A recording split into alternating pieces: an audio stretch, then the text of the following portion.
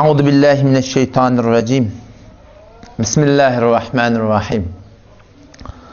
الحمد لله رب العالمين، والصلاة والسلام على سيدنا سيد الأنبياء والمرسلين وعلى آله وصحبه أجمعين.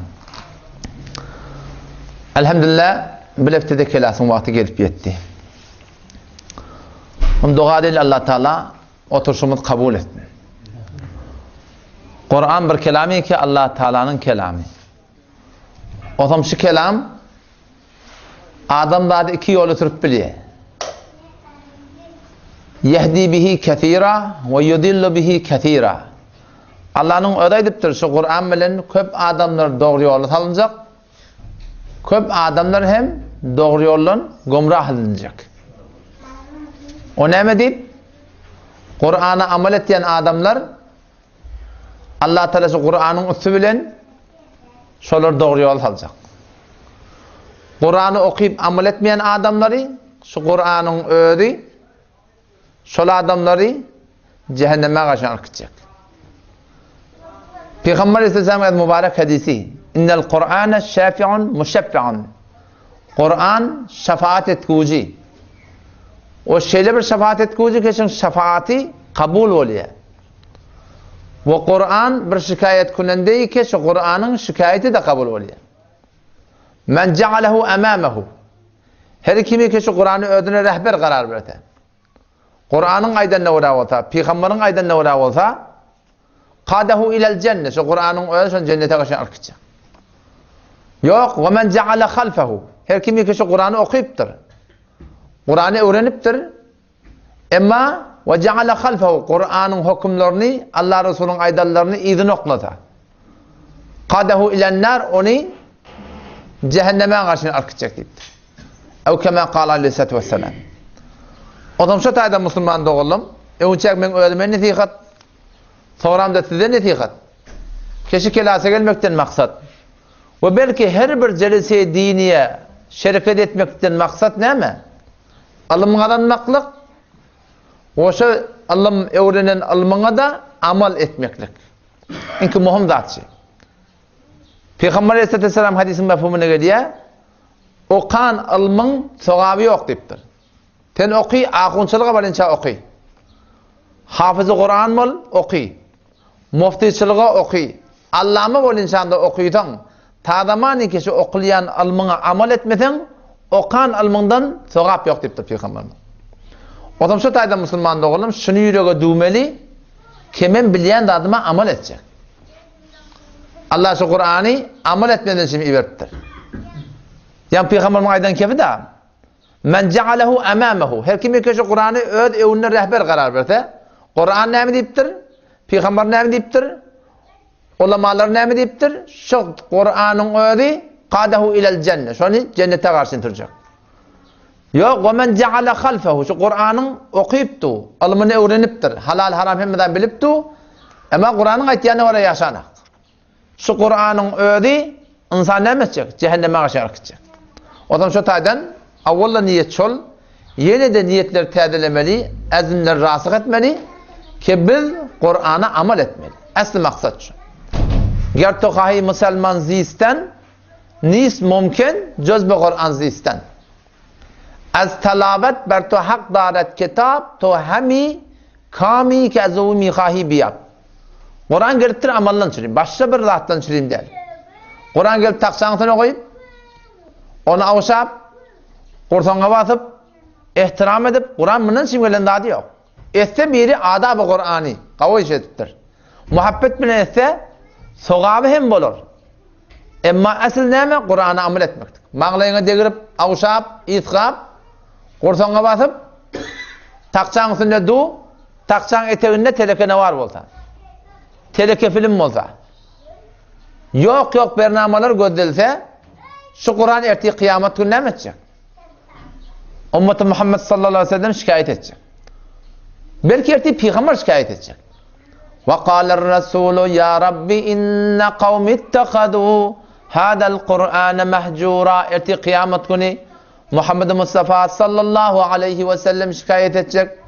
وَقَالَ الرَّسُولُ ayetecek Peygamber-i Huda sallallahu aleyhi ve sellem اِنَّ هَذَا الْقَوْمِ Şu menin kavmim Müslüman kavmim menin ummetim nemetti? İnne kavmi ittehadu hadal Kur'ane mehcura. Şu menin ummetim şu Kur'an'ı kullen terk ediptir. Avvalamını okuyamaptır, öğrenmeyaptır okuymaklığını. Okuyta da Kur'an'a amel etmekliğini terk ediptir. Yeti peygamber ummetinin evine durup davagar olacak. O zaman o taydan evçe Kur'an'ın lafzi, Arabiyetini, kavi okuymaklığı öğrenmeli. Ve kilen şu Kur'an'dan bilen adamı da amel etmekliği ele yakçırmemeli. Kur'an behterin şefaat gününde, şeyli bir şefaat gününde şun şefaat etmekliği peygamberlerden koyunda diye. Ve Kur'an şeyli bir davagar amel etmeyen adamlarına şunun davası peygamberlerden koyunda diye. İki tarafa gaz yani göddep oturup gitmesi zendeki. O da bugünkü dersimiz Sure-i Kevser'de. Sure-i Kevser en küçüklerin Sure-i Kur'an. 3 tane ayeti var. Ol 3 tane ayet bulmaklık bilen adacığı biz namazda her vakit yadımızda olmalı. Kemezken biz namaz okuyamızda 3 tane ayet okuyamalı namazda. Alhamdan sonra 3 tane gıyet kazık ayet. Hala Kevser'den mi olsun? Kevser'in ki öde kulle 3 tane ayet. Nas'tan mı olsun, Falak'tan mı olsun? Aslında kamil okuyamalı. Bir vakit havluqmaşlık bolsa Kur'an'ın ortasından okuyacak. Yeni bir yerinden okuyacak. Gıyet ayetlerden 3 ayet okuyamalı. Uzun ayetlerden de kemezken birini okuyamalı. O zaman önce barayla tercümeyi lafzi Kur'an. Lafzi Sure-i Kevser'e. Euzu billahi mineşşeytanirracim. Bismillahirrahmanirrahim. İnna a'taynakel kevser. Bişek bir de Allah verdik sana Kevser'i. Fesalli li rabbike venhar fessennametten öz Rabbin için namaz oku. Venhar öz Rabbin için kurbaniyet. İnne şaniyeke huvel abter. Bişek ey Muhammed Mustafa sallallahu aleyhi ve sellem senin düşmanın kuyruğu ketik deyiptir Allah Teala. Allah Teala Sure-i Kevser'i indiriptir. Sebebi nüzulü neyme?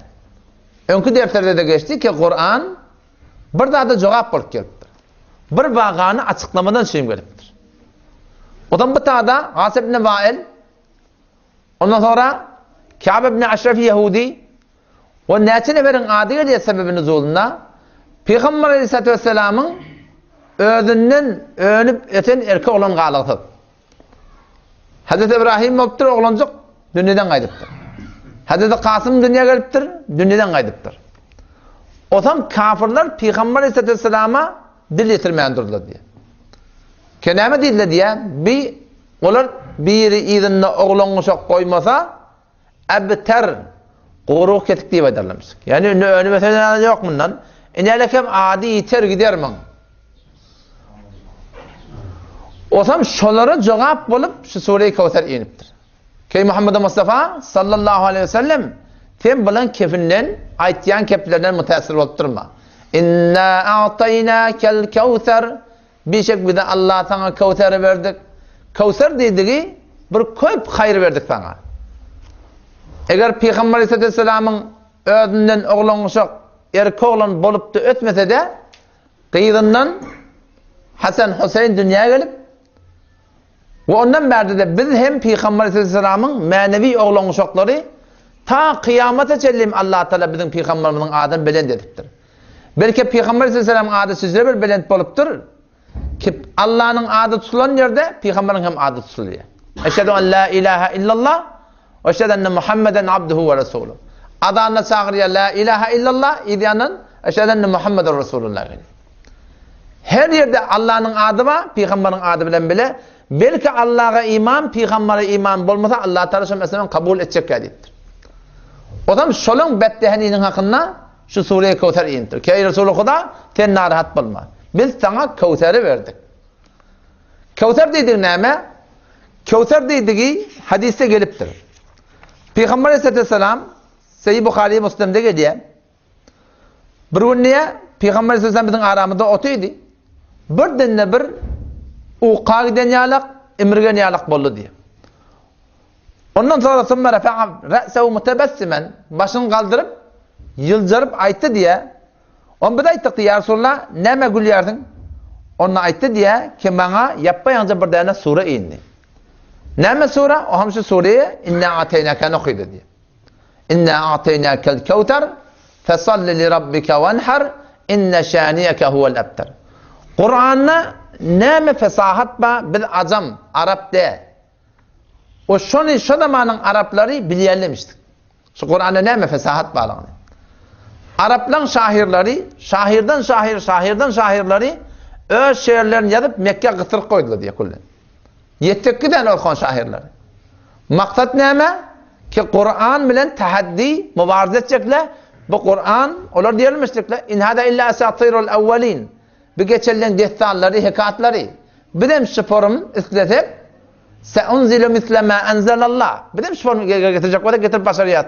Şol mebna bilen gelip Kur'an'ın yadan şehirlerin Mekke'nin daş çevrene gıtırık koyupturlar. Peygamber Aleyhisselam destur verdi diye Sure-i Kevser iniptir. Fakat Sure-i Kevser'i eltip gıtırık koyupturlar Mekke'ye yapsır.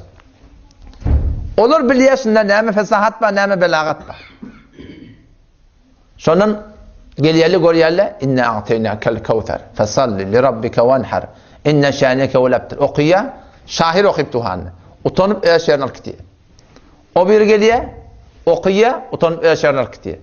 Ahir kullan boşadı diye kullan. Arap cahiliyet dillerini beletmiştik şöyle. Ene şu bir Türkmen dili belet da. Şu ager bir Beluç, başka bir kavim millet Türkmen dili öğrendi. Her nece öğrenden şu. Bizim düşünüşümüz yalak. Şunun düşünmeklik olmayasan. Belki biz onun elfazının anlayasın o ayetlerini. Arada bir kefi tip Türk öğreniyor da. Adam onlar dilleri şundan bilýärli kişi aydarlamış ki Kur'an adamın kefi değil. Adamların kefi değil. Cırnın da kefi değil. Başka bir kefi diye aydarlamıştı. Adam Peygamberimiz ayetiyor şeyle bana şu sure indi. Adam sordu diye atedrune mel kevser.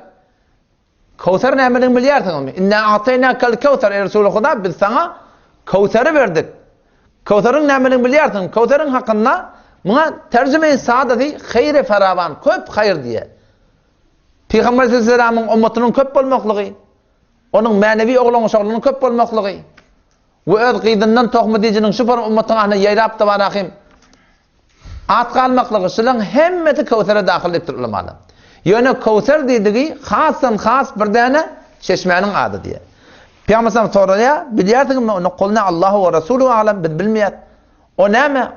Kevser diýerler näme? Onu aýtdy diye fe innehu nahrun ve adanihi Rabbi azze ve cel. Ol bir akar dedi diye. Ki menin Rabbim Allah şonu bana vaade verdi. Aleyhi hayrun ketirun. O näpar? Ve huve havdun niptir. Erti kıyamet günü asıl Kevser diyen akar cennetten 2 tane şoň içine guýan bir akar diye. O zaman şol akarın, şol havudun bir çeti meydana mahşere girecek. Şu meydana mahşerde Peygamber Aleyhisselam öz ümmetine şonu iştirecek diye adam. O zaman Peygamber Aleyhisselam öptür. Aniyetuhu adeden nucumin fis sema.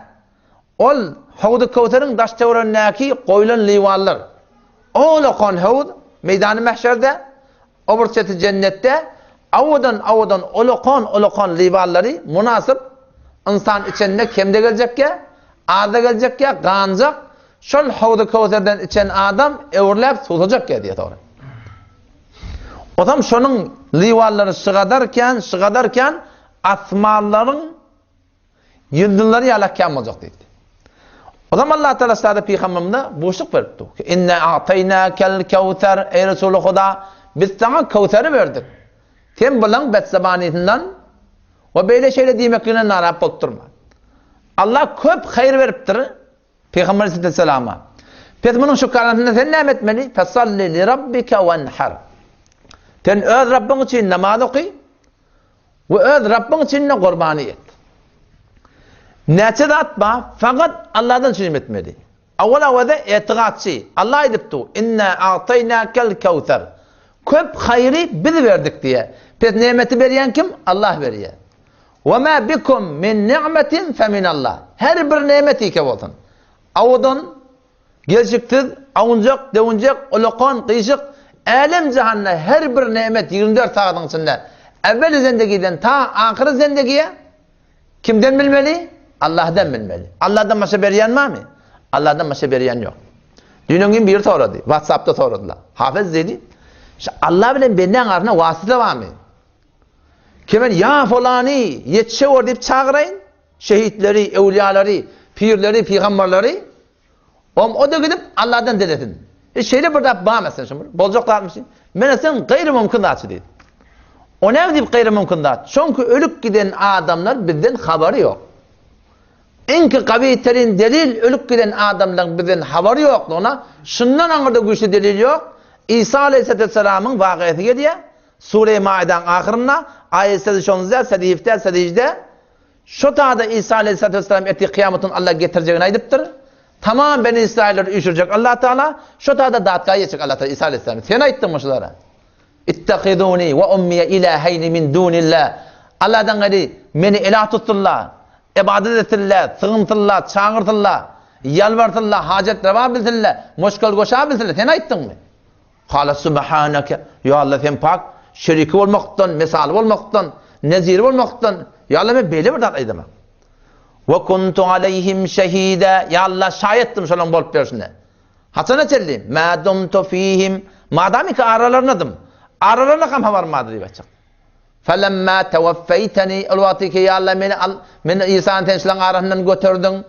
Kunte ente er-rakib aleyhim. Fakat sen negahbane ya Allah. Men haber mi yok diye ya. İsa olur lazım peygamber. Bu sade veli de abi. Bu sade nebi de. Bu sade peygamber de. Bu olur lazım peygamber. Beş peygamberin biri. Şu da aydıp tu ki men ya Allah aralarına kam haber mi adı. Sonra men haberim yok diye. Yani Türkmen ili öyle ne kadar bir galat fikri. Şu kavrın başına varıp ya falanı için Huday'dan dile var. Baba şu öyle adam sana dua edene neyme, diğer adam sana dua edene neyme. Hazağı bana dua edip ver, bırket. Ölüp beten adam sana dua edip vermeli. Ölüp beten adam, ölü yalhan tamam. Ölüp beten adamın halatı var. Ya cenneti iş o, ya cehennemi iş o. Şundan başka bir zat yok kabirde. Erti kıyametun ehli araf olacak, ortada bir cemaat olacak. Ne cenneti ne cehennemi. Ama kabra girersen ya cennet ya cehennem. Cennet olsa cennetin ol hurugillarını cenneti görüp seyredip olmayan senden bir haber. Ondan sonra cehennemi olsa şöyle azap ferişlerin elinden kaçıp o tane nece adam başka birinin halini o demeler. Türkmen şunu koşuna gir böyle şu ölüp yatan kabirden dilemeli. Acayip bir tomaşa. O ben dedim o da dedim. Vagan eğer dua ettirmeli olsa sen şunu isteyen ki sana bir dua etsin. Ben baba dua edip duran ken bana sana dedim. Gayipten bana sana dua veripti. Evvelin ayat hem ölü dua edip hem ferişleri dua edip. Yani galiptir meneten şu ödümde şu dua layık etiyet mi etmeyet mi? Şolong dua etip menetenin hakkında kabul boluyam ya bolmayam. Gurumsa diyeti. Sana dua gerek mi? Öyle dua ettirmek gerek ya. O kadar dua etmeye. Şu yatan adamı barıp aydanın bilen. Sana dua edip tu ölüp yatan adamla dua ettirmek gerek ya onlara. Nerede gariptir? İmam Taberi rahmetullahi aleyhim bir tane kitap var. Ahvalul Mevta deyip. Şonna diye şu bizim bolup veren yağdaylamı ölüp yatan ölüp giden adamına var da şonlara bizim yağdayımız onlara haber ver diye. Şimdi ben enemma atamma, sen enemma atanma, doğan kardeşim var. Bizim şu bolup veren yağdayımız ola bizden haber yok ki. Şonlara haber ver diye. O zaman ola bizim yağdayımız ferişlere haber ver diye. O zaman şöyle bizim yağdayımız eğer kavvata Hudaya şükür diye diye. Eğer teleke olsa bizim bolup verişimiz dua et yerli ya Allah şonları öldürmeye var. Tövbe etmeden önce edip yerli. Hidayete de var şurada dua et. Pedgode ölüne dua edip du. Kur'an şunu ne ki biz düzelmiyoruz daha. Tezkirul Evliya'da okudum. O ise Kadeni rahmetullahi aleyhin yanına Peygamber sallallahu aleyhi ve sellem'in vasiyetine göre Peygamber o duanı veriptir, Sıddık'a veriptir, Faruk'a veriptir. Şunu o ise elten verin. Aydın sonra kimin ummatıma dua ettin. O ise Kadeni rahmetullahi aleyhi getirilenler Sıddık'a Faruk geliyor. Hem ya o ise yerle bir de dua ettiğim dedi o ise. O ise rahmetullahi aleyhi ne mi diye men her namazımda dua ettim.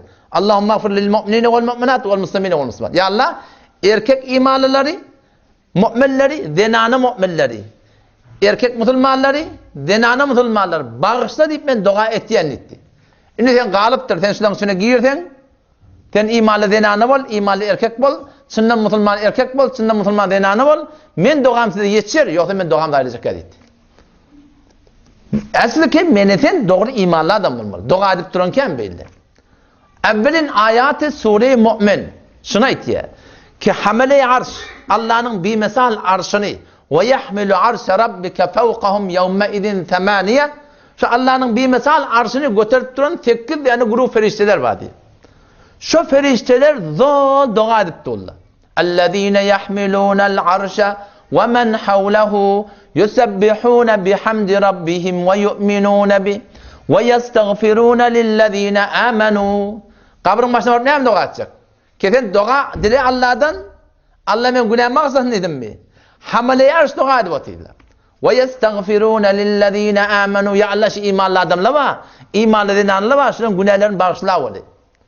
ربنا وسعت كل شيء رحمة وعلما فاغفر للذين تابوا واتبعوا سبيلك. Ya Allah şunun günahlarını mahvet. Tövbe eden adamlar var. Erkekten heleden şunun günahlarını mahvet. Ondan sonra vakihim adabel cehim. Cehennemin odundan necat ver. Ferişteler şu dua etti Allah. Ondan sonra kabrin başına kime dua ettirecek? Kime dua etsin sana? Ödüne, oğlun sana, enana sana cenneti olsun mu? Ferişteler hamileye arş dua edip Allah. ربنا وادخلهم جنات عدن التي وعدتهم ومن صلح من آبائهم إن تعالى دعاء الله وأزواجهم أغلون شون دعاء الله وذرياتهم أغلون شون دعاء الله إنك أنت العزيز الحكيم barıp kabrın başına ne mi dua edecek? Şu dua edecek ki ne mi? Seni şu dünya müşkülatlarından saklasın mı? Hamile arş dua edip Allah vakihimus seyyiat ya Allah. Şer müşkülatlardan necat ver. Günahtan necat ver ya Allah. Müşkülatları ayrı ya Allah. Şıkkalet fikri Türkmen'le ayrılık edene. Uluqun guruna tutturlar. Kabrın başına varıp dilemeli. Başır tavılmaptır dilemeni. Katı yalnız Müslüman doğan. Dine ve de neçede atmazlar. İnna ataynakel kevser. Şundan şu zihne geliyor. Ki beryen, alyan, koyyan dine bir Allah bilmedi. Ondan sonra Allah'a kesin iman getirdin mi? Ondan sonra fesalli li rabbik. Namaz fakat Huda için etmek. Ruku fakat Allah'dan süreyim, secde fakat Allah'dan süreyim.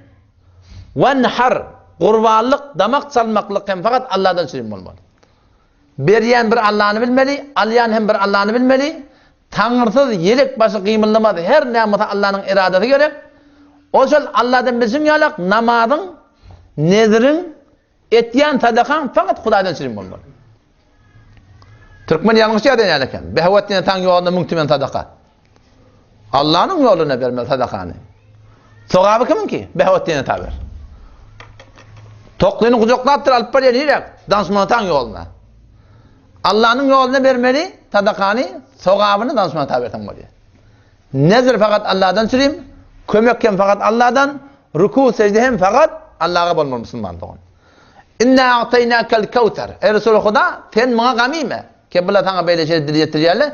Biz sana hayır feravan verdik, köp hayır verdik. Sen ne etmeli? Fesalli li rabbik. Sen öz Rabbin için namaz okuyun. Venhar, kurbanlık hem öz Rabbin için et. Kavatta Türkmen'e yanlış ettiğindir. Buna koşulsam Allah'ına. Baştaki feraktan Türkmen Müslüman müteessir oluptur. Hacıdan geliyor da biri. Hacıdan geliyor. Amşan önüne koyunulduruyorlar. Doğrusu haram da açıyor. Kurbanlık, damak çalmaklık. Fesalli li rabbik. Öz Rabbin için namaz oku. Venhar. Öz Rabbin için kurbanlık et. Damak çalmak falan Huda için olmalı. Hacın tiylemadan süreyim, miman tiylemadan süreyim. Koyunuldur mi? Öyün tırtınına bir sür öldürürsen, bir sür. 100 tane koyunuldur. Onun müşkülü yok. Ama şol adamın evine, şonu tiylemadan süreyim, şonu ullamadan süreyim, şonu evine koyunuldursan, şi ibadeti gayrullah şuday hakikaten. Allah'tan gayrın ibadeti şi. Nerede geliyor? Reddül muhtar, babun nedir? Ellezî yekavlil emvatte geliyor. Peşidatlar falan Huda için olmalı. Ondan sonra inne şâniyeke bir şey senin düşmanın huvel ebter. Olan gurur kesin. Şun kun eğer şey Kur'an olmasa, hadis olmasa Ebu Cehil'in adı sucukları yok. Umeyyed ibn Halef'in, As ibn Vâil'in, Abdullah ibn Ebi Mu'ayt'ın şol ulukan kafirleri ki burada Mekke'de o bir atlı müstikle, avreli müstikle serdar olup kullu Mekke'nin öğlenin kâle gidip Peygamber dağlak edittirler. Şolardan şun kun atem tutulacak ki. Belki olan gurur ketik boluptur ve Peygamber sallallahu aleyhi ve sellem adı hemişe belend, kıyamette de belend, hemişe de belend olacak Müslümanlar. Mana sana sünnet ne mi ders var? Ki biz hem şun kun ve de Peygamber'e töhmet turutturlar. Peygamber'e dil getiripdirler. O men eten kim olsam kanımı Peygamber'den koyup olabilirim. Peygamber sana at takıptırlar. Pes şun kun İslam'a oraya bolacak olsak, Kur'an'a oraya bolacak olsak, bana sana da at tak ya Allah. Yöneş hadisin edine bir gurrun var. Şıntını gurrun etmeli. Musulmana şun kun hatar yer stasın. Havda Kavsar'ı Peygamber sana yankırdı evdi. Ondan sonra diye. Sonra diye bir guruhi men ummatımdan gelecekler. Havda Kavsar'dan tuğ içmekliğe yaşı. Havda Kavsar'dan işek bolup men bir guruhi ummatımdan karşı berik geliyeldi diye. Sondan men yankırdı ummatımın evinden çıkıp yalla bilemen ummatım olar Havda Kavsar'dan diye daş atacakka diye. Yalla bilemen ummatım. Ona ayrılacak diye inneke la tedri ma ahdathu ba'dak. Ey Muhammed Mustafa sallallahu aleyhi ve sellem sen bilmeyen bula senden sonra ne emetti de. Kim şola? Peygamber sallallahu aleyhi ve sellem var ya Allah. Su şek bol ya Allah. Peygamber de bular şefaat edipti. Ya Allah bilemen ummatım. Bular bana bersene Allah şolun hakkında şefaatin kabul etmeyen. Tefsirde geçti o da. Şol Peygamber aleyhisselamın Havda Kavsar'dan işek bolanına barıp men ummatım deyip kavulup duran adamdan hakkında 3 tane kavul nakıl bolupdur. Şoň birinden biz korkmaly. Bir guruha belli kafirler, elhamdülillah ki kafir de musulman. O bir guruhda murtatlik, musulman bolandan sonra Sıddık'ın vaktinde ondan beri de her vakitte bolupdur. Kullen İslam'ı inkar eden adamlar ki elhamdülillah biz ondan ne de. Yani 3. guruh näme? Ol bir adamlar ki dili bilen ne inkar yok. Yönü bolup bir şey Kur'an'a sünnete mutabık. Nefak-ı etikadi ve nefak-ı ameli. İşte adam korku diyor. Bugün Türkmençiligimizde meni seni musulmanı beter doyurupdurlar. Biz musulman ahimayt kaygısız edipdurlar. Ama Kur'an'da Allah Teala iki taraflığına ihtiyaçı görüyor.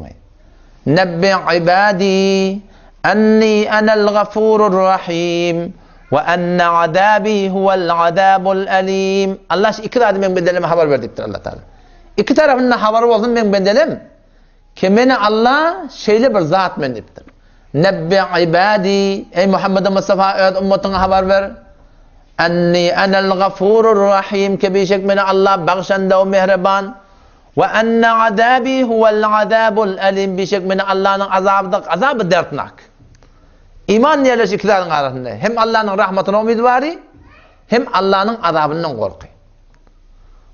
O zaman şol Allah bilen Peygamberin aydan ne bolup umutlu bolup gezmeli ve öd ettiyen kemçilikimin hakkında da Allah'dan havf edip gelmesi dünyada.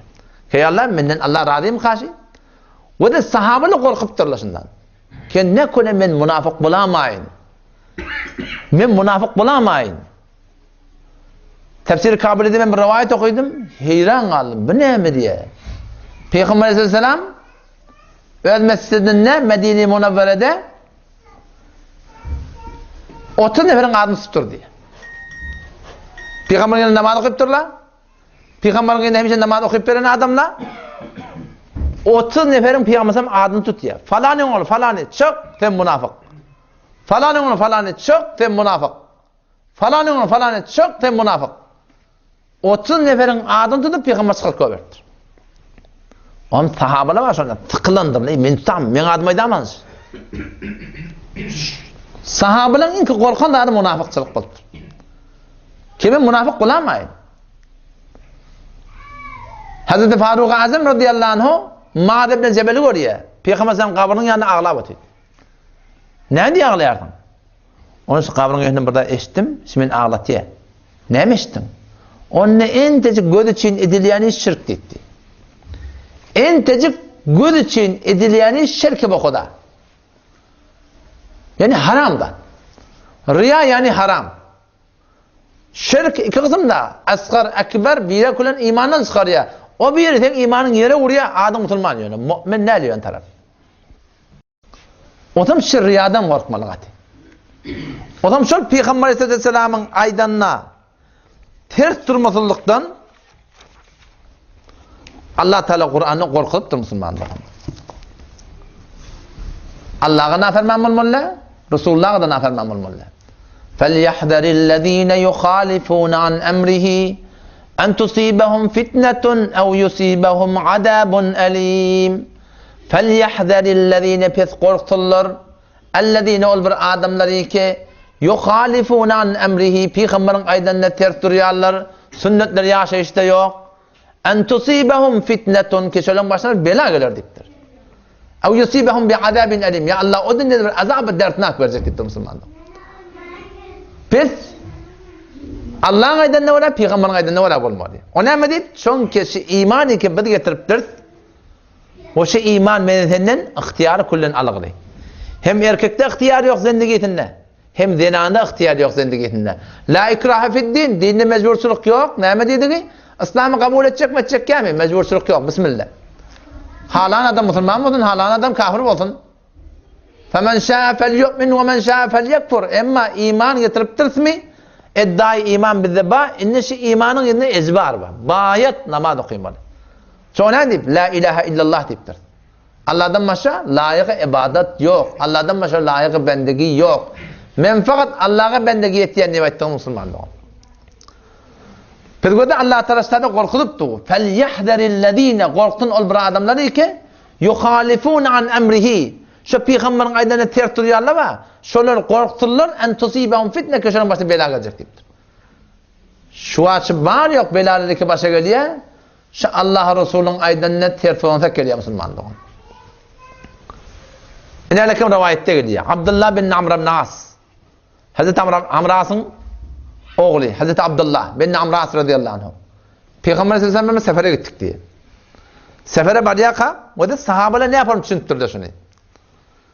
Bir nimet diye sünnet akıyım diye. Sünnet akıyım deyip şunu kenara çek koyup dursa. Ama Allah şunu ve men ya'sillaha ve rasulahu her kim Allah Resulü'ne naferman boldu mu? Fakat dalle dalalen mubine. Köre belli gumrah şu deyiptir. Haysi bir zindagimizin tağatına halaf-ı sünnetler Müslümanların zindagiden çıkarmalı. Hasan etkelim etkiyor rahimi. Şunu vakt belirtip çıkıp falan vakta çelli mesin edecek. Ondan sonra mesin doğrulacak. Hasan ölümün gelecek mi de? Yanı neçeğimin ne var? Kumüştepe'de. Ne cavan oğlan. Terbada gidiptir. Evuruk geliyor murakasıya. Ölene de attı yok. Bayın oğlu. Hemme de attı ayağın aşağına. Uğuklaptır. Turmaptır sonra. Ölüp kalptır. Her gün ölüp tuz, dirilip tuz. Allahu yeteveffel enfusa hine mevtiha. Biz her gün canımı sıkıyor. Allah Teala iki vakit zallar aliyan iptir. Allahu yeteveffel enfusa hine mevtiha.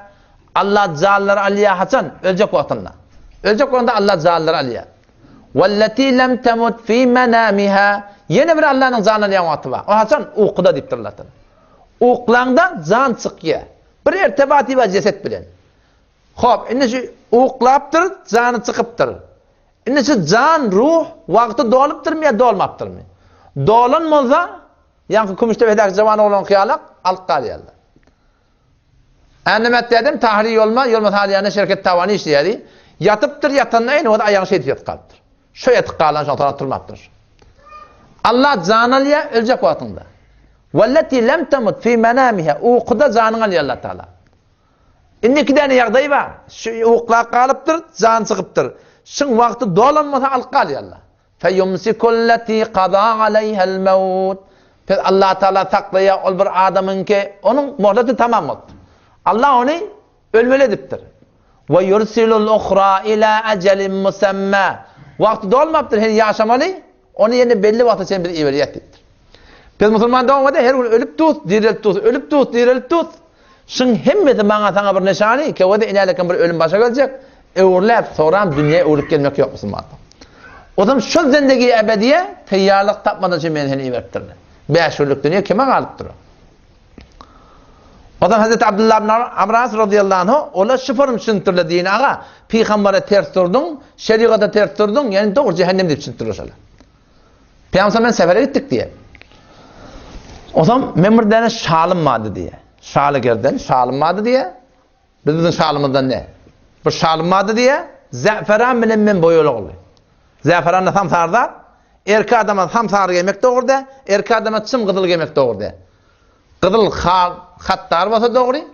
Ama sarıyını demekle Kızıl Hanız demekle kenarlara doğru. O hem ben bunu geyip diye Peygamber'in yanına vardım diye. Tam sarı çadır Peygamber'im bilemedik diye. Onu ben yüzünden anladım. O narahat Peygamber'den. Sargı hem de narahat. Bunun Allah narahat değil olmadı. Resulullah narahat oldu. Deri öğrendim de iyiydim. Vardım da öye ortam ayal oğlan çok. Ot yakıp koyup durla. Anamlar pişirmeden süreyim. Şu bir yerden başıma çadırı dola. Oklak koydu oğlan süreyim. Erti bir vakit Peygamber seferde yerinden yetiptir. Esselamu Aleykum ya Resulullah. Peygamber bunu gördü ya. Çadır yok. Çadır ne ettin dedi. Onu ya Resulullah okudum şeyler dedi. O da okudum. O sen helilere ne vermedin? Helilerin gene ayıbı yok ki. O da sahabeler şicre Peygamber'e itti, Allah'a itti. Çünkü Peygamber özüne edene. وَمَا يَنْتِقُ عَنِ الْحَوَى Peygamber ne yaptı? اِنْ هُوَ اِلَّا وَحْيَ يُوحَى Peygamber de ediptir, Allah ediptir. Allah'ın aydanı gelip Peygamber ediptir Müslüman doğan. Ara vasışı Muhammed Mustafa sallallahu aleyhi ve sellem. Şöyle şu kadar sana kaim durtturlar. Nerede kaim durtturlar o da? Şolar Mektebi Resulullah sallallahu aleyhi ve sellem'de şunu düşünüptürler ki hay hevetine tabi olsan şeriatın uğruna öz yüreğine vere yaşap halka vere bolacak deyip halıkın gevine dedik ile vere bolmalı deyip dinin hükümlerini defeledik sen hem Müslümana bolayan sen mümin olmayan yani. Ve Allah'ın mededi Müslüman bilen ne? Allah'ın mededi mümin bilen. Allahu veliyyullezine amenu. Allah müminlerin serperest ve mededkari. Ve huve yetevelles salihin. Nikukar adamla Allah serperesti. O zaman işte hadise geliyor. Peygamber şunu aydıptır. La yu'minu ahadukum. Siz hiçbir mümin olmarsınız deyip. O da Müslüman da olun. Müslümanlığında gurur yok. Tadamani ki o da bir var gidip ya. Namaz yok, arada yok, zekat yok. Hiç ertten aşama günah kaçacak bilin. Ay erçekten ey bıdatlı neyme deyip inkar ettiğin şey sana Müslüman dedi. Ama mümin olacak olsak Allah'ın yanına makbul Müslüman nedir yani mümin nedir?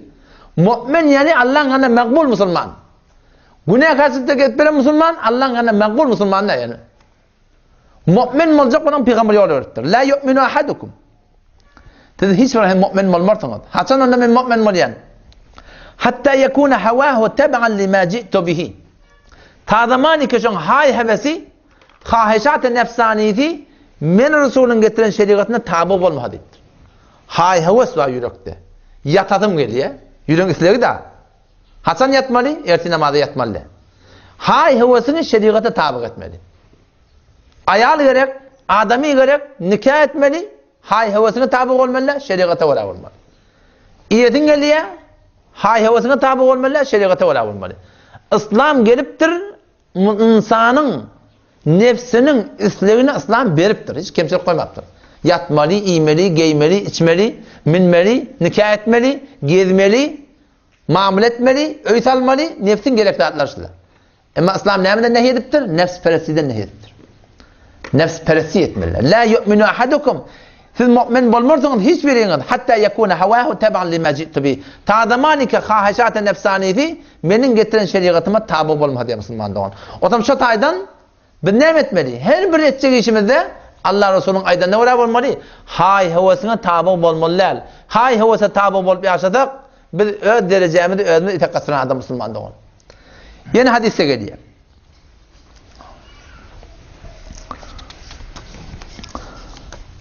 Bir neçe nefer geldi diye Peygamber Aleyhisselam'ın hanvadasının yanına. O zaman Peygamber Aleyhisselam'ın ibadetinden toruldu diye. Peygamber ne yapar ibadet diye? Onu şform namazı okuyor, şform arada tutuyor, şform zikret diye, şform telavet et diye. Peygamber ettiğin ibadetini aytıldı diye. Bu üç nefer sahaba, o bila Peygamber. O Peygamber de Allah Teala avval ahir günahlarını bağışlatıp Kur'an'da Sure-i Fetih'in özüne ilan ettir. Bu bir ki günahkar, bizim ibadetimiz bundan güçlü olma oluyor.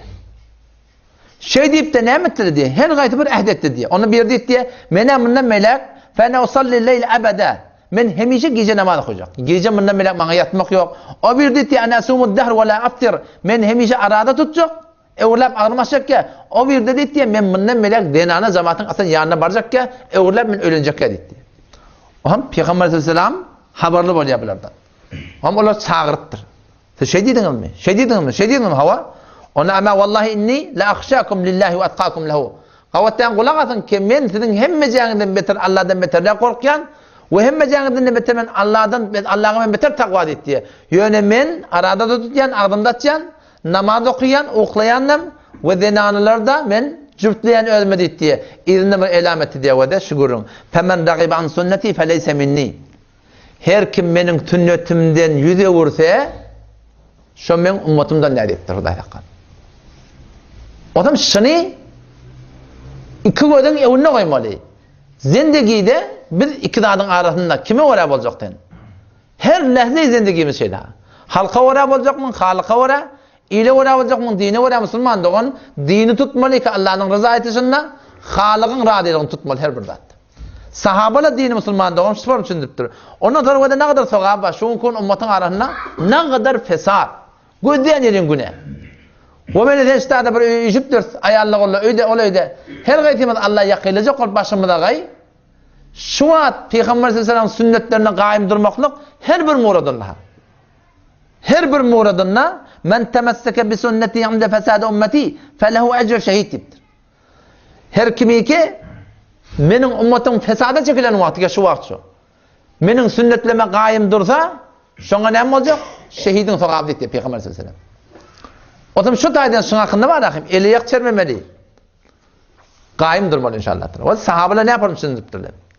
Peygamber sallallahu aleyhi ve sellem sünnete terttu. Peygamber'i terttudun yani o biz betbak boldu hep sünnettirler. Ama biz sözü düşünemedik akşam. Biz kaygısız. Şöyle günahı ketpeyat. Hasan doğrulanması. Hasan öleceğimi de yazın şöyle. Peygamber aleyhisselam Medine'ye lempiye. Adam bir yerini görüptür, öy beceriptir. Gümmetçiği var, avadallah başka öylere oraya, gengrek öy. O kimin gibi deyip diye. Ondan sonra falan yankı. Şöyle mi? Peygamber keplemedi ya. Toram, Peygamber öyne var ya, ölmedisinde otuy, yankı sahabada Peygamber'in öynen iradalanan haberi yok. Gelip de, Selamun Aleyhi ya Resulallah. Peygamber adatışı diye, bir talan verenli övden, eğer şunu söymese, Peygamber beylek dolanırmış kurdu. Peygamber beylek dolanır diye. O sahabe gen galip. Resulullah'ın salam bana. Ne mulka? On beylek eşneptir mi ne mi? Beylek eylem diye adam. Esselamu Aleyhi ya Resulallah. Peygamber gördüğün kadın yine beylek oldu diye. On sahabeden soradı diye. Ne mi bil? Peygamber yüdüğü diye başa forum. Salam veren de alanak. Ne mulka? Ben ne ettim ka? Onlara değil diye sahabeler. Şu bir gümmet çıkarttır mı ne mi? Öyceğal. Başka öylere parkırrak, bergıkarrak, ütkeşürrak, gerekke yerine harc edip hava Peygamber şunu görüp şunu irad aldı. Şeyle mi hava? Derip çıkıp gitti diye. Ve barıp şu yeri öyva yer bilen tekil etti diye. Esen gelip bir sonrada işte öyva mı? Hiç kim kabul edecek işte öyva alanı. Yer bilen tekil etti diye. Sonra bir vakit Peygamber geldi diye Medine'ye alıp yaka şu öyden haber attı. Ne yapma şöyle ya Resulullah şovun ten geldin ha? Ten yani geldi talan merkez sen almadın. Sonra ten narat bulanı ayttık. Sonra gelip yıkam olmalı. Peygamber sana şunu aytdı diye ki her bir öy insanı azap etti. Meğer ol bir emareti, ol bir öy, ol bir cayı ki şol mecburiyet direkt talniye. Bir zaruret direkt şol olmasa yaşap olacak ya Müslümandı. Seyyid Tirmizi'de biz okuduk men gen alıp ey Huda bineme diye deyip yazıp koydum. Peygamber aydıptır. Gerek bolup duran cayın taltan gerek diyen var ahim. Defeğine yakın yaptı onu. Yaşap olacak ya. Şu gerek bolup duran cayın taltan şun togabı yok, günahı yok deyip Müslüman. O togabı olmalı şunu. O zaman şu taydan ve de şun kunşu edilen harçlardan sen gütüne sen, perdesine perde, nematüne nema, şu harçlardan Allah Resul radi de Müslüman. Öğü sal, giyin sal. Müşkül yok, gelen mahi sade giy öyle. Milyon şu perde harç et yerler. Ne kadar garip ba. Ne kadar hor getiren olurlar ba. Öğü salıp öğün çıkarmayan yerler ba. Olaydan olaya ecaren verilmeyen yerler ba. Baba şu mal, amanat malla şey. Şunu Allah vermektir, halancılığımı sarf etmektir. Men malımma, ihtiyarımma, seni istifade et ya, malın, ihtiyarın yok sen. Allah Resul belli ediptir ne yaparım, öğüt almalı, ne yaparım, zahit almalı, neme harc etmeli, neme harc etmeli. Malın mami? Allah ver diye. Kime vermeli? Ve atizel kurba hakkahu. Öd yakın kardeşine ver. Vel miskine miskin. Ve ibnes sebil musafir burkelin. Beylek şeyler sefere gidecek Allah'ın yoluna. Gerek yerine harc ettidir Allah Teala. Ve la tubeddir tebzira. İsraf etme diye Allah Teala. İsraf eden ne oluyor? İnnel mubeddirine kanu ihvane şeyatin. İsraf et yerleri şeytanın doğulları dittir Allah Teala.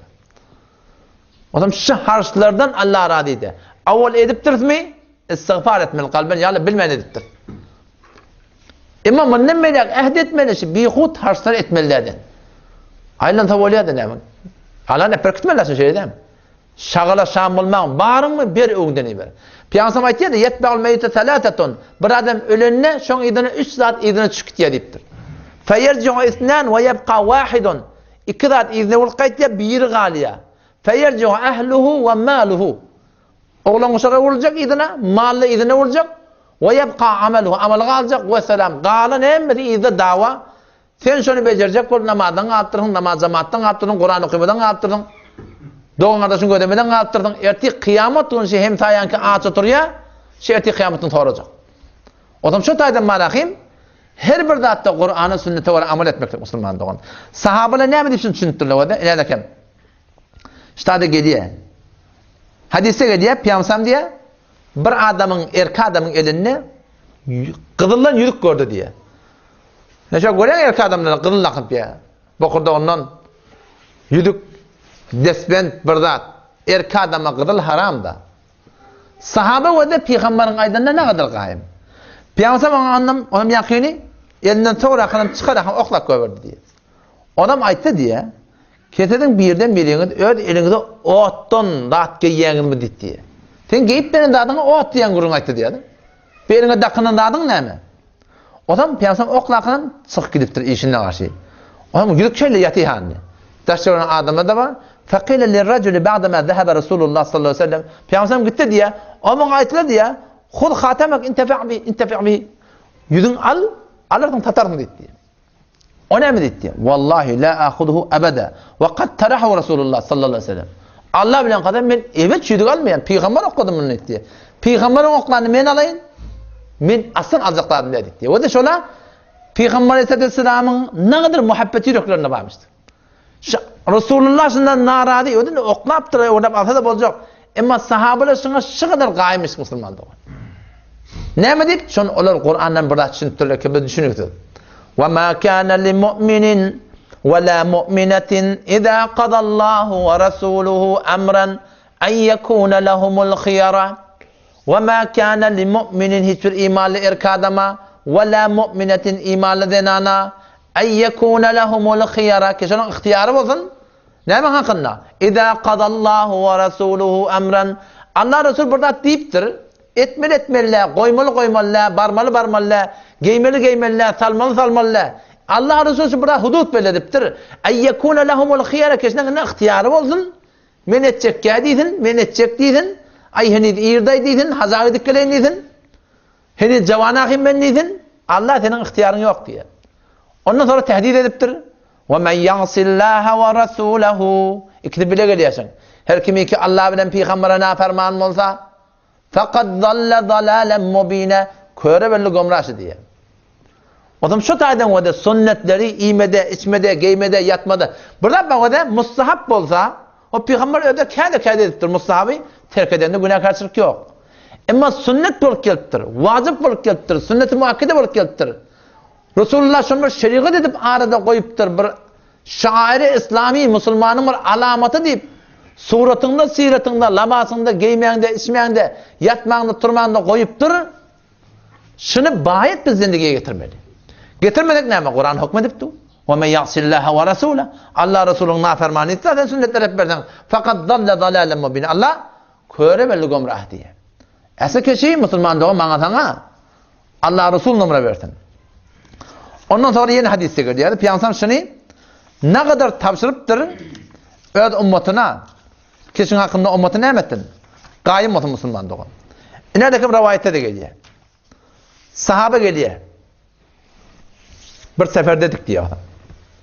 Düğünün üstünde çadırla var. Kızılarla çadırla var. On piyansan dedi, bu kızıllığın olsun hemmeceğin kızıllı orkacak mı neymiş deyip durdu. Kızıllığın olsun hemmeceğin kızıllı daha çok yarak oluyor. Şunu fakat piyansan aydanışı şeyde bir turduk diye koyun. Peygamber nereden oturdu? Bu ne emedik dedi. Şeyle bir turduk diye düğüne göğüne kalıp bağırsman durdu diye. Şu barışını çadırla çekip. Ne mi deyip? Resulullah'ın aradı. Bu tada Suheyl ibn Handale diyen gurunga diye. Suheyl ibn Handale diyen bir tane sahaba. Bu sahaba bir guşegir adammıştı. Namaz, arada, tesbih, Kur'an, din, diyanetlerine dehmet çekip bir adam.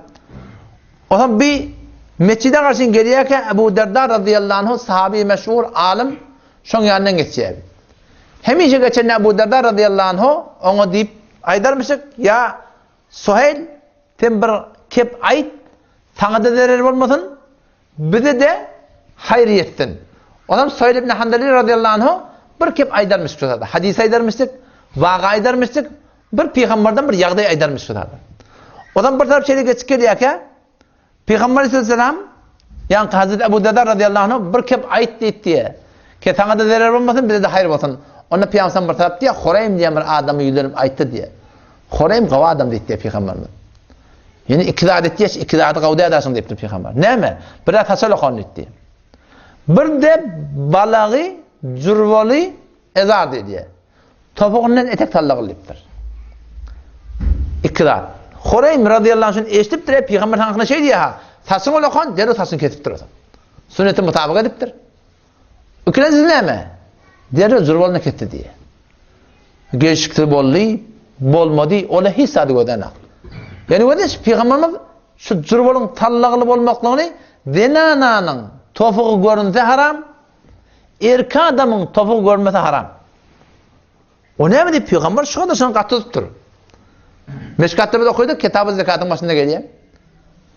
Kitab-ı Zekat'ta geliyor, başında deyip günahkar olamayın. Peygamber aydıptır o da, İyyâke ve isbâlil izâr. Allah'dan kork, zurbalın tallamaklıktan deyiptir. Fe inneha minel mehîle. Tekebbür şu diye. Nece tekebbür mü olur? Doktora aydıptır da. Doktora tekebbür buraya deyiptir. Ve innallâhe la yuhibbul mehîle. Allah tekebbür kavarmıyor. Erkada Müslüman doğun, hetmin topuğu görünüp gezmeli. Ne mi deyip şeyle oluyor? Şuun kumuten görüyor ha. Gafperesle öz mabutlarının zatlarının orten Aydar Yalak'ta onunla gördük birini, ekini gördük. Şu sığırın peşevine var ahi. Şöyle dur keleni otu. Şu sığır, şu necis dağda, şu peşevine keleni otu. Şu kadar şu muhabbeti var. Ya orten hanandeler var. Şu gelip bilen bir meşhur adamlar oldu halafın üstünden. Müslümanın çağadı şuna eşkı iftihar edip ekini ödeyapsız koyuptur. Ekini orten kursağının arkasında. Şuna iftihar edip kıyabına eylem. Bir kafirin ekini. Meleden bu gün Peygamberimize meclis olacak olup bir 4 parmak parçadan geçmeliler. Şu dost Menete'nin imamının katı zayıflığını belirtiyor. O zaman şu 4 parmak parça var ha. Hüner başında. Bir hüner başında tomoşa şey. Ne demek ya biliyor musun? Seni, meni halkperestliğinden necat veriyorsun. Halka oraya olmalı deyip dolu da halk. Halka oraya olmalı, halka oraya olmalı yanında sen. Şu 4 parmak parça var ha, bir seyre Suudiyeti var bendegiye karşı. Halkı yürekten çıkarıyorsun. Halka oraya olacak eminler. 4 parmak parça. Peygamberimiz meclis olacak ol Müslüman doğun, şunu hetmin etmeli. Hatta hadise geliyor, bir adam namaz okuyup duka, topuğundan etek, zurbalı balığı tallağılı olsa, aslında namazı kabul olmuyor. Allah nazar rahmeti bile gözlemeyedik geliyor. Peygamber ağırdan bir yerde geliyor, bir rivayet okuyordum. Geriye birin görüyor, zurbalı tallağılı. Topuğun etenden. Namazın pozu etti diye. Peygamber bırakın ona. Ondan da şu drone'yla bir formlağa yığınaptır ha onu. Topuktan koyana çekiptir. On Peygamber sonra dağıttım etti ya bana. On sahaban bir soruyor, sen ya bana namazın pozuydun. Yeni sonra dağıttım edin, ondan sonra yığınanına etti diye. Yığınanına göre ben dağıttım edin, şunu beni şükürün etti diye. Biz Müslüman doğalım, şu sünnetlere bir kaim olmalı. Aleykum bi sünneti ve sünnetu halefâir raşidin. Peygamberin benim sünnetlerine kaim durun. Ve halefâir raşidinin sünnetlerine kaim durmalı. Addu aleyhem bin nevacid. Adı değiştiğinde sünnetler değiştirmeliyiptir. Adam kitaplar var sünnetin hakkını yalıptır. Her bir zatta sünneti ödemeli. İğmede, içmede, yatmada, turmada, giyeceğin karanlıkında, yorganın içinde, yorganın dışında. Muamelada, muaşiratta sahabeler kadem be kadem şunu gözeptirler. Sahabe geliyor İran'a. Hem İraniler ödüm biliyor mu? Derbari, Şahi, Hosro Pervizi, Yezkerdi da over. Mit yaşaptıran millet. Sahabe geliyor İran'a. Hem almayı otuqa elinden açtığı alma. Hem alakanım Almani sürüştüraha imandırtır ha. Hem yani ne kakıptır şeyle baba. Bunu kıyın oluyor Allah. Elinden açan da adı iten. Kıyın oluyor ha bu milleti. Kıyın oluyor Allah. Meşe tamtıklardan için Peygamber'in sünnetine berem dedi ya. Kıyın orada gör kadın. Peygamber'in o sünneti ağzından bir dakikası imelle. İyi batırdın. İlerken keplende buradan ağzından kaça ya. Ağzından kaça da imelle. Ama elinden kaçsa Peygamber'in ayettir almalı. Aleyhisselam'ı imelleptir. Sünnet-i Resulullah. Mesvak ve mesvak-ı sünneti. Mesvak-ı sünnetinin oranda 50 adet sevabı var. Kesin bir temizi ihtiyar ettir. Ama sünnet mesvak var.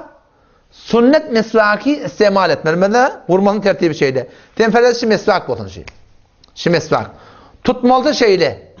3 parmak berden, 2 parmak da bıtağdan şeyle. Böyle tutamanı günahkarlık var diyen kurun yok. Yani şeriat avudan yeri erine. Adam böyle baştan başlayacaksın şeyle. Kavudip şeylerden. Onun için arah ne kadar da çıkarmalı. Şimdi şeyle. Kavudip. Torapsın şeyle tüykuyan. Kavuc yerin geri etmeli. Tüykap. Bir ağın sekap döküyor. İkinci merhale ne etmeli? O da şokut yersi. İnerken. Ben bunu gene parmağımı talayından. İşte defek kentlerim var. O da aha. İşte atarmasın. Aha. Şöyle. İşte defekine dolum olsun. Üst taraf. Yine ağın sekap döküyorsun. Üçüncü merhalede mesai işte defek kentlerim var. Aha. Şu şeyle. Al kişi dil var. Kişi diline. Şeyle şunu tüykömeli. O bir adım edip bir uyumayan vardır. Ondan sonra dökmeli, ağıl sekap dökmeli. Sünnet-i Resulullah'ı Peygamberimiz aydıptır da mesvak kurup okuyan namazın toğabı 70 barabar aftal etti. Tezabet eğer şu ummatıma kıyın olur deyip gümenim olmadan mesvak vazif edecektim deyiptir. Sünnet-i muakkideş. O şuna gayimdir mı Müslümanlığı? Belki muslahabbat da girende, çıkanda, tağında olmaklık. O lokan sünnetin bir ne mi? Eşirikinden salam vermektir. Girende salam, çıkanda salam. Girende salam, çıkanda salam. Bizim milletimiz ne edip yan vilayet yalık girden çıktan salam? Vilayet yalık de. Avvela vilayetin salamı salam diye şu var. Vilayete salam, o da salam diye. Salam da salam olmuyor. Salamın adacığı Esselamu Aleyküm. O da ve Aleykümselam diye sana. Salam. Bundan salam soğabı yoxladı. Esselamu Aleyküm ve Aleykümselam. Esselamu Aleyküm ve Aleykümselam. Öyle girip çıkanda şunu önüne adet edilmir. İslam şeyi. Kur'an öğrettir şimdi. Sünnet öğrettir şimdi başla. Öyle güne 100 taraf girde çık. Esselamu Aleyküm. Çıkanda da Esselamu Aleyküm. Yamaşa yine gidiyorsun. Esselamu Aleyküm. Çıkanda da Esselamu Aleyküm. Ve Kur'an ayet ya. Ve izâ dekaltum buyûten fesellimu ala enfusikum. Her vakti koyu girseniz şu öz ehlini de özün birbirine de salam vermiştir Allah Teala. Kur'an'ın hükmü sünnet-i Nebi Aleyhisselam'ın çıkanı tavsırttırlar. Oğlancık geliyor salam aleyküm emrini bilen oğlancık olsa içerik girine salam vermeyen geliyor. Peygamberimiz çıkaramıştık. Çık da şöyle. Tücürük böyle mehribanı. Çık oğlum çık. Ne mi? Salam verdi gir. O zaman hoşlaşamıda da şeyde. Hoşlaşan ne zaman imamın mariyadan. Bu da sağlam maradın Allah kuvvet versin. Yüzün ak olsun, yoldaşın hak olsun, yolun ak olsun. Böyle Esselamu Aleyküm. Ve Aleykümselam. Ahirsin Esselamu Aleykümsün. Başta da Esselamu Aleyküm, çıkanda da Esselamu Aleyküm. O zaman eğer sünnetleri biz eğer öz zendigilimde getirdik, Allah ne bilir? Tahiyyeten mübareketen min indillah. Allah'ın yanına bir mübarek dağıtı salam veriliptir. Salam bir nimetçi, sünnetçi. Ama şu Müslüman sünnet edecek olsa utanıptı. Sünnet etmekten biz utanmalı. Ola kafire meydan sormadan sonra akla facırla. Bilansız fasıkla. Her bir yağdayda şunu etmeli. Ondan sonra da zenanala, erkek adamla, tataşanla avuşaşmakla halaf sünnet. Erkek adam salamlaşanla Esselamu Aleyküm. Elleşiliye. Daştan seferden gelen mahada kucaklaşmağına bakırdık. O da o bir kıtıp burada ettirmeli de birbirine. Şahit bakın bir ilağı onun. Ha? Senin canından ne var mı? Şeyde ben bakırdan şey ettiğinde. Muanaka değil diye. Zinanla da salamlaşanla her vakit görmektir birbirini. Elin, atan, muhabbetin için elinden hoşamakla ezada. Mağlayından hoşamakla ezada. Ama umum Müslümanın birbirinde bu zira adet etmeli ve yüzünden zinana yüzünden hoşamaklık bilen günah kesir. Anında bir geliyor o şeye bardağı etiye, başakayı çoğat aydıp bilmeyin de, ineride kamar yumuşaklık bulur. Ama atır şartını söyleseniz, ahun ağadan almırdan eşitlik, ki zinana yüzünden hoşamalı. O zaman inşallah Teala sayı kuşu edeydi. Hem mühimmetimiz sınav olsun inşallah. Ki biz öz zendegimizi Kur'an'a sünnete mutabık etmektir. İneride kim? Ölmeli. Haber düşer, falan kimse öttü deyip. Beni seni bunu çağıracak kadar falani ol, falani öt. Ha, öyle yaptır o paketi. Haber düşer, falan kimse öttü deyip. Sırası söndü deyip, günü battı deyip. Bu dünyanı koyup ahirete gitti deyip, Allah rahmet etsin deyip dargarlar. Hem ceminin başında baş o. Hiç kim yok, ölümün önüne necat taktı. Adam şoluna teyyarlık tapmalı, şoluna teyyarlık nuskası ne mi? An tatacak. Sadece burada. Allah ne ettir, Peygamber ne ettir. Bes, nuskası. Şunu oraya gitsen, şunun bereketini dünya ahiretinde avat bulacak. Vesselamu aleyküm ve rahmetullahi ve berekatuhu. O CD'ni öz aranızda paydan ve inşallah indiki zelese de var ahi. Ödümüz gelişimi de yalak baştaki Müslüman doğullarda şurada inşallah gayret edelim. O celbabın da hakkında elemdinde şunun hakkında eleyak sermemelidir. Şu oraya zaten taşı çıkanda o dağdan diyelim koynak geyip bir yerle şöyle bol peşine oturana tıza yallık olmadı hem şu celbab şu ad bir behteni size terahip olurlar. Şunu himmet etmeli. Meneten olgu olmalı. Şu olayıl Türkmen sara eğer şık içine gitti var ha yine 20 milyon bir de hissat kalmıyor. Bayet biz olgu olmalı. Olgu becermeli. Umid ve Allah Teala dinini öğütürdün. Dinin hafızı kim? Allah. Dini öğütürecek kim? Allah. Yani meneten olgu olacak bizim üstümüzden şey öğütecek inşallah Teala. Allah Teala tevfik versin. Ya Rahman Rahim. Allahumme salli ala habib. Sallallahu aleyhi ve sellem ya Allah nasıl. Ya mucibet davat, ya semi'an alim, ya alimen gafur, ya rahim. Ya Allah, ya Rahman Rahim. Ya Allah ödimam. Ya Allah hem Allah Müslüman doğan oturup ilmi terbiye ya Rahman Rahim. İmanlarımı tedele var. Ya Allah kavi iman bilir netip ede var. Ya Rahman Rahim. İmanlarımı ya Allah şey bir imaniyet. Tamamı esbabı günah mevcut olup ya Allah günahdan kaçmaklık bilir netip ettin. Ya Allah hefasını müntezir ya Allah bilir netip ettin. Ya Allah ya Rahman Rahim. Mucibet davattan tevfik ver ya Allah şu yalan dön. Ödergahın iman bilen bildi Allah tağman baraydı ya Rabbel alemin. Sen mehribanın ya Rabbel alemin. Ey Allah. Tevfik versen dinin olayatının şeriatına Rabbel amel edelim. Zihnimiz açık olur, fikrimiz açık, yüreğimiz açık ya Rahman Rahim. Utanmaklığı ya Rabbi'den vücudumuzdan çıkarıyor ya Rabbel alemin. Şeriatına amel etmektedir ya Rabbel alemin. Ey Allah ilmi servet ettirgahına. Günahlarımızı ödün mahvede var ya Allah. Köp günahlar var ya Allah. Bilip et ya Rahman Rahim. Ödün fazla kelimet alıp. Bir de tövbe nesuh netip edip ya Rabbel alemin. Bir de sabit kadam aylandırıyor. Ey Allah. Köp adamlar dinin yoluna gidiyor. Ortan ya diye gitti.